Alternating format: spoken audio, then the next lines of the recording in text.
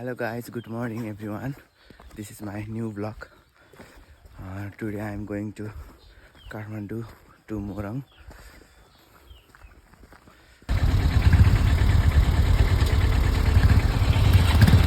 यो चाहिँ नेपालको बाटो फरङ फरङ फरङ फरङ बाटो यो फाइनल्ली अब चाहिँ हामी सिन्धुली आइपुग्यौँ 2.5 घन्टामा 7:30 भयो।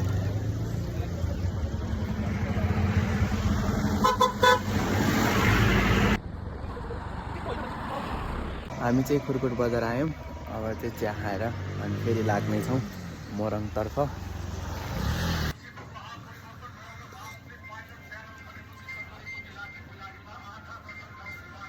गाइस मेरो चाहिँ खाजा आयो, अब खाने हो गुवामका गुवाम लाएर।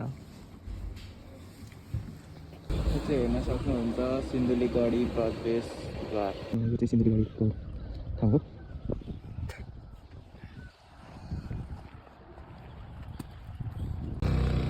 यो चाहिँ हेर्न सक्नुहुन्छ सिन्धुलीको डाँडो काँडो बब्बाल ठाउँ रहेछ। त्यो गर्मी अब चाहिँ खाना खान बसेको हाम्रो विमानमा।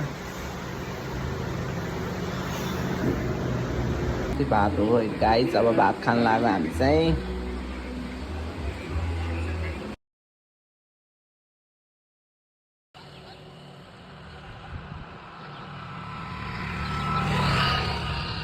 हेलो, यो चाहिँ रामपुर आइपुग्यौँ हामी।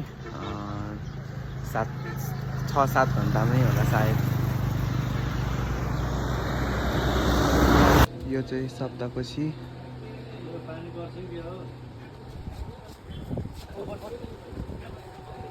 आजभोलि त जता हिँड्ने पनि पानी पर्छ। फेरि सप्तकोशीमा पानी पर्न थाल्यो। अब एकछिन ट्याङ्कर त लाग्छ, भयो नि एकछिन बसौँ।